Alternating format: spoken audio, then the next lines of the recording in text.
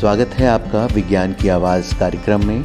यह पॉडकास्ट की श्रृंखला अब तक पहुंचाई जा रही है मीडिया फॉर कम्युनिटी फाउंडेशन द्वारा, जिसे उत्प्रेरित और समर्थन दिया है राष्ट्रीय विज्ञान एवं प्रौद्योगिकी संचार परिषद ने। विज्ञान की आवाज़ कार्यक्रम से आपको मिलती है देश और दुनिया में होने वाली विज्ञान एवं प्रौद्योगिकी की अपडेट। साथ ही साथ हम करवाते हैं आपकी मुलाकात देश के उन तमाम वैज्ञानिकों और साइंस लैब से जो भारत को और बेहतर बनाने में लगातार अग्रसर हैं।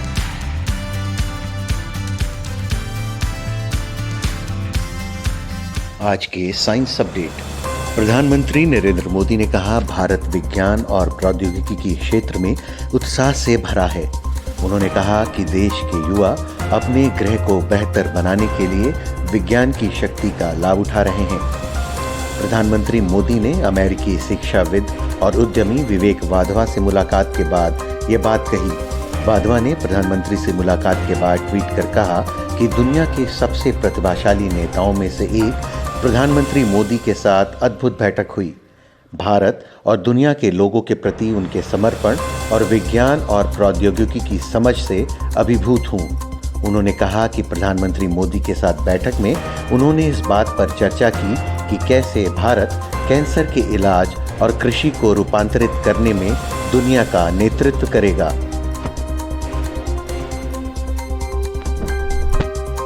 विज्ञान के प्रचार प्रसार के लिए 19 जनवरी को दौड़ेगा भोपाल।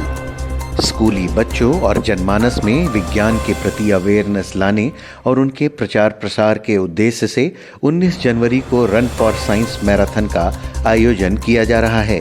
इस मैराथन का संयोजन मध्य प्रदेश विज्ञान एवं प्रौद्योगिकी परिषद की ओर से किया जा रहा है। 3.5 किलोमीटर की मैराथन टीटी नगर स्टेडियम से शुरू होगी, जो एलआरसी बिल्डिंग के रास्ते होते हुए MANIT कैंपस पहुंचेगी। रन फॉर साइंस मैराथन में हिस्सा लेने के लिए प्रतिभागियों को पहले रजिस्ट्रेशन कराना होगा। रजिस्ट्रेशन www.mpcstnature.com पर किया जा सकता है।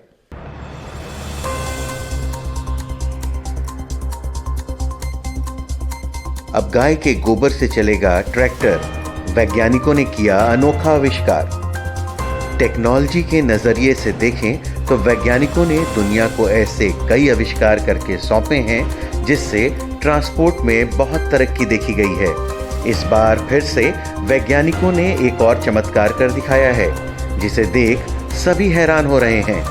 उन्होंने एक ऐसे ट्रैक्टर का आविष्कार किया है जो पूरी तरह गाय के गोबर से चलता है। दरअसल ब्रिटिश वैज्ञानिकों ने गाय के गोबर से चलने वाला ट्रैक्टर बनाकर एक रिकॉर्ड बनाया है। इस ट्रैक्टर के बारे में कहा जा रहा है कि यह दूसरे ट्रैक्टरों के बराबर ही प्रदर्शन करता है और कम प्रदूषण फैलाता है। इसमें लगभग 100 गायों के गोबर को इकट्ठा कर बायोमीथेन में बदला गया है। इस ट्रैक्टर में एक क्रियोजेनिक टैंक लगाया गया है जो इस तरल ईंधन को जलाता है। वैज्ञानिकों ने बताया कि उन्होंने इस ईंधन से 270 bhp का ट्रैक्टर सफलतापूर्वक चलाया। क्रियोजेनिक इंजन लगभग 160 डिग्री का तापमान बनाता है और बायोमीथेन को लिक्विफाइड करता है। साइंस अपडेट के बाद विज्ञान की आवाज में अब बारी है एम्पलीफायर की। एम्पलीफायर में हम करवाते हैं आपकी मुलाकात उन खास लोगों से जो विज्ञान एवं प्रौद्योगिकी के क्षेत्र में लगातार काम कर रहे हैं, जिससे भारत और समाज और बेहतर बन सके। आज के हमारे खास मेहमान हैं डॉक्टर प्रशांत मलिक, जो अभी ICMR राष्ट्रीय मलेरिया अनुसंधान संस्थान में साइंटिस्ट डी हैं। आइए जानते हैं क्या है उनका रिसर्च और उसका होने वाला प्रभाव। ज़्यादातर 2 तरह के मलेरिया पैरासाइट हैं जो ह्यूमन मलेरिया करते हैं हमारे देश में, फैलसीपरम और वाइवैक्स। तो हम उसकी जो जेनेटिक विविधता है उसको जानने की कोशिश करते हैं, क्योंकि हम सब समझते हैं कि जो DNA है किसी भी कोशिका का DNA जो है वही उसका फिनोटाइप तय करता है। तो इसकी जो जेनेटिक विविधता है उन पैरासाइट की बहुत ज़्यादा होती है, जिसकी वजह से हमारे बहुत सारे क्या कहेंगे, जो हम इनके अगेंस्ट में कर सकते हैं वो फेल हो जाते हैं। जैसे हम दवाइयाँ बनाते हैं, बट ये पैरासाइट जो है अपनी विविधता की वजह से उन दवाइयों को टैकल कर सकते हैं। तो हमारे श्रोताओं को ये भी बताएं कि ये जो मलेरिया के जो ये डिजीज है, ये कैसे अपने आप को, जो आप जैसा कि आप बता रहे थे कि परजीवी अपने आप को बदलता है, तो वो कैसे अपने आप को चेंज कर रहा है? देखिए, जो मलेरिया का परजीवी है, ये बड़ा ही, इसकी लाइफ साइकिल बड़ी कॉम्प्लेक्स है। मतलब ये आधी लाइफ साइकिल हमारी जो है वो ह्यूमन में करता है, मतलब इंसान में करता है, मानव जाति में करता है, और आधी जो है उसकी वो मच्छरों में कर रहा है। तो ए सेक्सुअल में उतनी चेंजेस नहीं होती है, उसकी चेंज सिर्फ और सिर्फ मच्छर के अंदर है, जहाँ की वो सेक्सुअल चेंजेस आते हैं, जहाँ पे कि अनुवांशिक चेंजेस आते हैं, और उन चेंजेस से जब वो गुजर के फिर से ह्यूमन में आता है तो वो तैयार हो जाता है कि इन ड्रग्स के खिलाफ वो तैयार हो गया या वैक्सीन के खिलाफ तैयार हो गया। तो वैक्सीन के खिलाफ तो इसलिए तैयार, वो अपने से ही इतना डाइवर्स है कि वो वैक्सीन के लिए तैयार, हम कोई वैक्सीन तैयार करके लाते हैं और हमें वैक्सीन जब आती है और यूज होती है तब हमारे जेनेटिक स्टडी में पता लगता है कि ये वैक्सीन इसलिए काम नहीं करेगी क्योंकि जो पैरासाइट की पॉपुलेशन है वो इतनी विविधता उसमें रखी हुई है, इतनी डाइवर्स है कि उसमें वैक्सीन नहीं काम कर सकती।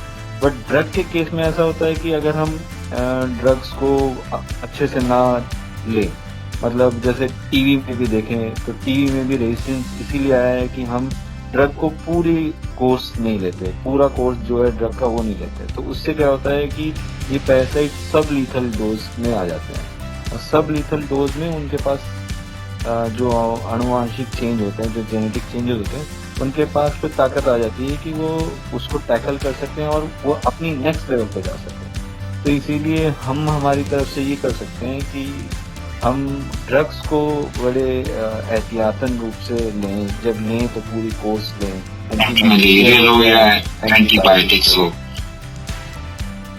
जी, तो जैसा कि आपने कहा कि जो भी दवाइयां हैं उनको लेने में किसी भी तरह की कोताही नहीं कर सकते हैं, कहिए हमें।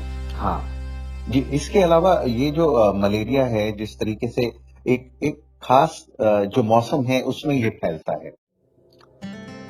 जनरली मौसम के साथ नहीं है, बट मलेरिया का एसोसिएशन हम देख सकते हैं कि जब भी हमारी रेनफॉल होगी, रेनफॉल के बाद के मौसम में जब आपके मच्छर बढ़े, क्योंकि मलेरिया देखिए दो ऑर्गेनिज्म के दो तीन ऑर्गेनिज्म लेके चलिए कि तीन ऑर्गेनिज्म एक जगह पे इकट्ठा हो गए तो ही मलेरिया हो सकता है। एक हो गया कि मच्छर, दूसरा हो गया आपके परजीवी, और तीसरा हो गया ह्यूमन। तो परजीवी तो आपके ह्यूमन में ही है, अगर मच्छर की तादाद बढ़ जाए तो ये जो इंटरसेक्शन है बिटवीन इन थ्री ऑर्गेनिज्म वो बढ़ जाता है और उससे मलेरिया के नंबर्स बढ़ सकते हैं। जी, इसमें क्या जो आम जनमानस है उनको क्या किसी बात का ध्यान रखना चाहिए, खासकर जब बारिश हो रही है या होने वाली है, उस वक्त क्या कोई ऐसी चीज है जिनका अगर वो ध्यान रखें तो इसको बढ़ने से रोका जा सकता है? तो देखिए, इसको बढ़ने से रोकने का तो बड़ा ही मतलब सिंपल है। कोई भी वेक्टर बॉर्न डिजीज जो है वो तो सिंपली या तो हम वेक्टर को रोक लें, उसके नंबर्स बढ़ने ना दें, तो उसकी ब्रीडिंग साइट्स को अगर हम कंट्रोल करें, हम हमारी सफाई रखें, पानी कहीं भी जमने ना दें, तो उससे हो गया। नंबर 2, हमारी पर्सनल प्रोटेक्शन करें हर वक्त मलेरिया सीजन में। जब सीजन ऐसा है कि मलेरिया हो रहा है या कोई भी वेक्टर बॉर्न डिजीज है तो पर्सनल प्रोटेक्शन आ जाती है बात। तो आपके रेफरेंस हो गए कि आप बाहर जा रहे हैं तो आप रेफरेंस लगा सकते हैं। बट ये देखा गया, बहुत सारे शोध में देखा गया है कि सिर्फ और सिर्फ बेडनेट यूज करने से ही मलेरिया ट्रांसमिशन इतना कम हो जाता है, वो बहुत ही इफेक्टिव है। तो मैं तो आपके थ्रू ये कहूंगा कि जहाँ पर भी मतलब मलेरिया एंडेमिक स्टेट्स हैं या एरिया है, वहाँ पे अगर बेडनेट के लिए सरकार ने कहा है तो बेडनेट रात को यूज करें। जी, जाते जाते हमें ये भी बताइए कि जो ये आपका जो रिसर्च है या जो ICMR या NIMR जो रिसर्च कर रहा है, उसमें क्या कोई ऐसी अभी नई फाइंडिंग्स आप लोग को मिली है मलेरिया के बारे में, या कोई ऐसी बात पता चली है जो अभी तक नहीं थी मालूम हम लोगों को मलेरिया एज अ डिजीज के बारे में? मलेरिया डिजीज के बारे में ऐसी बात, ये बड़ा ही मुश्किल सवाल पूछे आपने। ऐसी बात जो मतलब हमने डिस्कवर करी है जी, हमने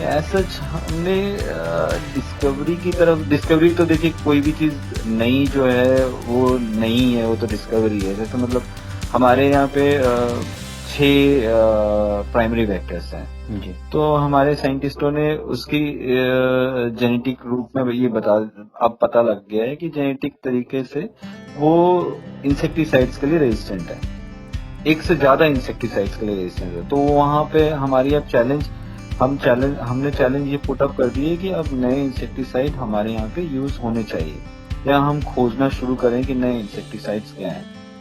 तो जेनेटिक के साथ अब हमें फिनोटाइप भी पता लग गई है कि जो इंसेक्टिसाइड रेजिस्टेंट मच्छर जो हमारे प्राइमरी वेक्टर्स हैं वो इंसेक्टिसाइड रेजिस्टेंस हो चुके हैं। तो इसीलिए हमें और ज्यादा एहतियातन बरतना जरूरी हो गया है। और वैसे ही हमारा नहीं है, बट हाँ, पैरासाइट की तरफ हम लगातार लगे हुए हैं अपनी मॉलिक्यूलर सर्वेलेंस में कि कहीं आर्टेमिसिनिन रेजिस्टेंस, जो कि आर्टेमिसिनिन अभी बस वही एक अचूक हमारे पास एंटी मलेरियल है जो यूज हो रही है, तो उसके खिलाफ रेजिस्टेंस नहीं आए। तो वो हमारे मॉलिक्यूलर सर्वेलेंस हर वक्त चलते रहते हैं, और अभी तक फिलहाल इंडिया में कोई भी आर्टेमिसिनिन रेजिस्टेंस का केस नहीं आया है। जी, बहुत बहुत धन्यवाद आपका हमारे साथ जुड़ने के लिए और इतनी महत्वपूर्ण बातों को हमारे श्रोताओं तक पहुंचाने के लिए। तो ये थे डॉक्टर प्रशांत के मलिक, आपका बहुत बहुत धन्यवाद। आपका भी धन्यवाद।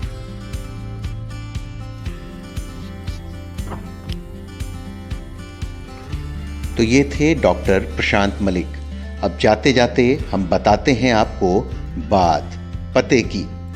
आपको जानकर हैरानी होगी कि आकाश से गिरने वाली बिजली का तापमान सूर्य के तापमान से 5 गुना ज्यादा होता है। ये था आज का विज्ञान की आवाज। आपको ये पॉडकास्ट कैसा लगा हमें बताएं mediaforcommunity@gmail.com पर। इस पॉडकास्ट को प्रोड्यूस किया है आशीष तिवारी ने।